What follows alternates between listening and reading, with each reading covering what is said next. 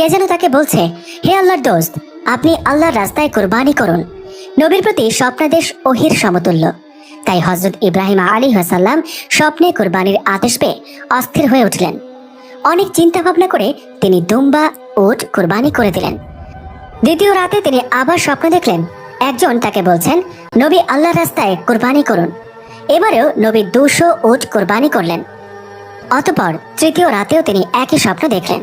তৃতীয়বারেও তিনি 200 উট কুরবানি করলেন। চতুর্থ রাতে তিনি স্বপ্ন দেখলেন, কে যেন তাকে বলছেন, হে আল্লাহর দোস্ত, আপনি আল্লাহর রাস্তায় আপনার প্রিয় সন্তানকে কুরবানি করুন। এবারে স্বপ্ন দেখে তিনি হতবুদ্ধি হয়ে গেলেন। তার সন্তান বলতে হযরত ইসমাইল আলাইহিস সালাম ব্যতীত আর কেউ নেই। সে সন্তান তার নির্বাসিত মাতার নিকট থাকে। নবী তাদের সাথে তেমন সম্পর্ক পর্যন্ত রাখেন না। এমত অবস্থায় এহেন এক চরম প্রত্যাদেশ কিভাবে তিনি কার্যকরী করবেন এ ভেবে অস্থির হলেন।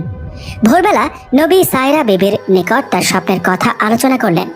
সায়রা নবীকে অতি সত্বর এ প্রত্যাদেশ কার্যকরী করার জন্য বিশেষভাবে অনুরোধ করলেন। হযরত ইব্রাহিম আলাইহিস সালাম অত্যন্ত ভারাক্রান্ত মন নিয়ে মক্কার পথে রওনা করলেন। সঙ্গে তিনি একখানা ছুরি ও কিছু রশি নিলেন। মক্কা পৌঁছে তিনি হাজেরার আস্তানায় গিয়ে বসলেন। সেখানে কিছু সময় বিশ্রাম নিয়ে হাজেরাকে বললেন, তুমি ইসমাইল আলাইহিস সালামকে ভালো পোশাক পরিয়ে আতর গোলাপ লাগিয়ে উত্তম রূপে সাজিয়ে দাও। ইসমাইল আলাইহিস সালামকে নিয়ে আমি এক দাওয়াতে যাব। সম্পর্কবিহীন পিতা পুত্রের মাঝে নতুন করে গভীর সম্পর্ক হতে যাচ্ছে দেখে হাজেরা খুব খুশি হলেন এবং ইসমাইল আলাইহিস সালামকে উত্তম রূপে সাজিয়ে দিলেন। হযরত ইসমাইল আলাইহিস সালামের বয়স ছিল তখন 9 বছর। দেখতে ফুটফুটে সুন্দর। হযরত ইব্রাহিম আলাইহিস সালাম পুত্রকে নিয়ে রওনা করলেন। ইতোমধ্যে শয়তান এসে বিবি হাজেরাকে বলল, তোমার পুত্র ইসমাইল কোথায় গিয়েছে? হাজেরা বললেন, তার পিতার সঙ্গে দাওয়াতে গিয়েছে। শয়তান বলল, সমস্ত কথা মিথ্যা।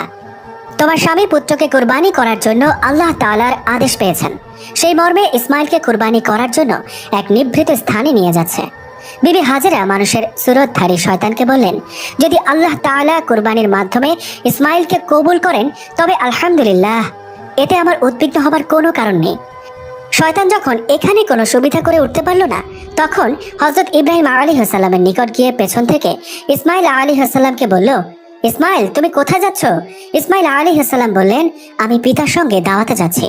শয়তান বলল, দাওয়াত ঠিক আছে, কিন্তু কোনো খাবার দাওয়াত নয়। আল্লাহ তাআলার নির্দেশে তোমাকে কুরবানি করার দাওয়াত। একটু পরে তোমার গলায় ছুরি চালিয়ে আল্লাহর নামে কুরবানি করা হবে। হযরত ইসমাইল আলাইহিস সালাম তখন